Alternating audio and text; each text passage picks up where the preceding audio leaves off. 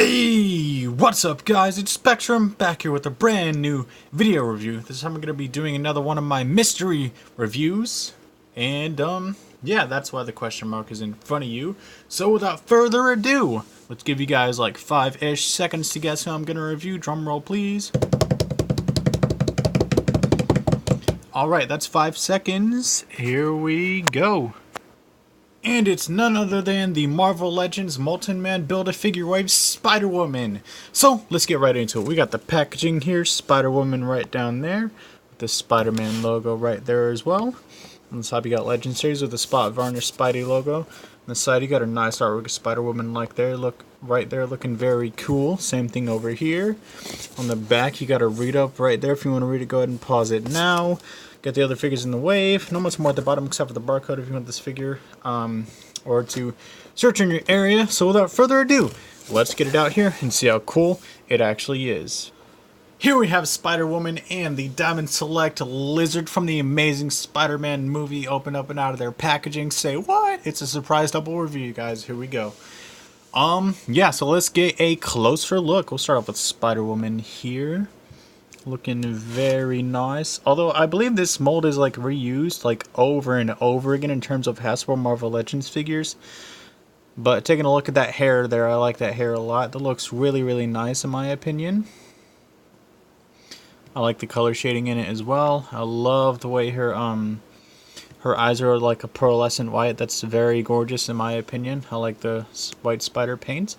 You can tell this is a female spider because of how fat the abdomen is. And then you have that same decal on the back there. I like the white. The white paint on this figure feels really nice and smooth overall. There's a hair stuck between my figure. There we go. Which is very cool. Okay, so something that I want to mention is that these two blacks are different shades.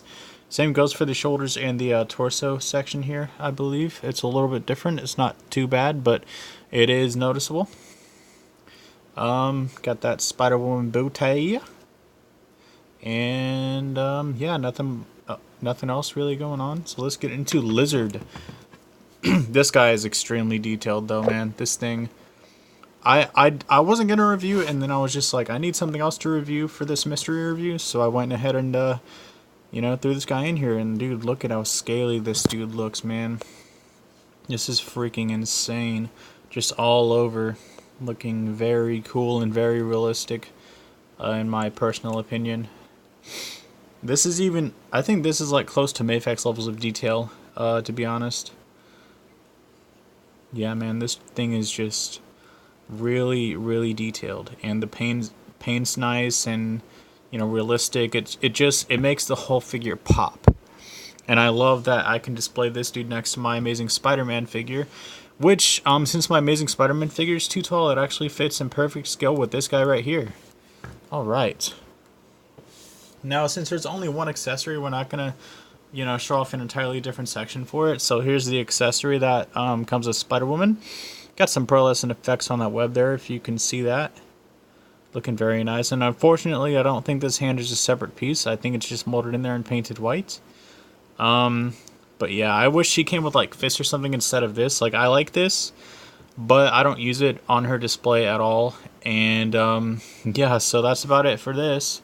So let's get into size comparisons. Here we have the Marvel Legends Spider-Woman and the Diamond Select Toys Lizard next to the Mafex Amazing Spider-Man action figure.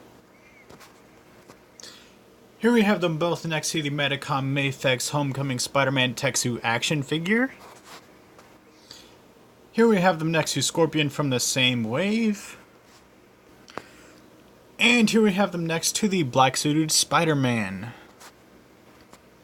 Articulation times, head to toe, here we go, starting with Spider-Woman here.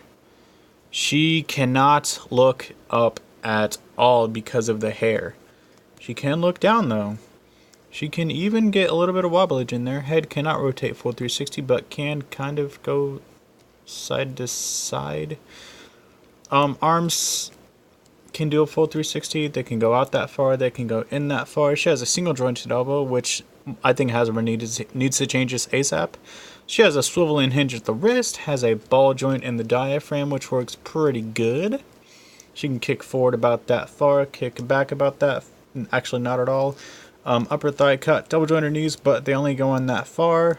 Feet move down, up, and she has really tight ankle pivot as well. And now for Lizard. As for this guy, he can look up about that far, which is actually pretty good. He can look down, actually not at all. He has a little bit of tiltage in there. He can do a full 360 in the head.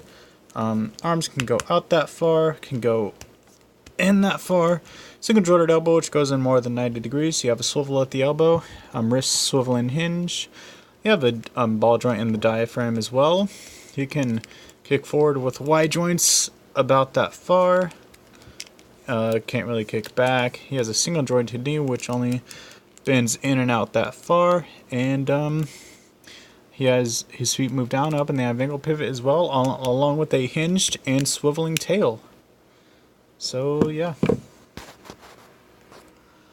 Final thoughts, comments, and concerns about these figures. I like the Lizard a lot. I wouldn't hardly change anything about that figure, but this Spider-Woman right here, I wish it would have gave us an alternate head sculpt where I can actually articulate her head, you know, backwards and forwards and side to side properly. You know, I wish she would have gotten some fists or something, you know, instead of these splayed out wall crawling / purse holding hands. I hate that she can't pose and look at the Lizard. I hate that she can't hardly stand properly. Like, here, take a look at this pose real quick. That's how she's posed. I think that's ridiculous, to be honest. Like, that's one of the only poses that I can do with her. How are you gonna give her wall crawl hands if she can't even look up? Like, that doesn't make any sense. Lizard by himself is a full 10 automatically, and she's about a 6.5. So 16.5 out of 20 is my final rating for these guys. Thank you so much for watching. Please visit my Facebook link in the description below. Follow me on Instagram at spectrum.reviews, and that's going to be about it for this review, guys. Spectrum rolling out now. See you guys later. Peace.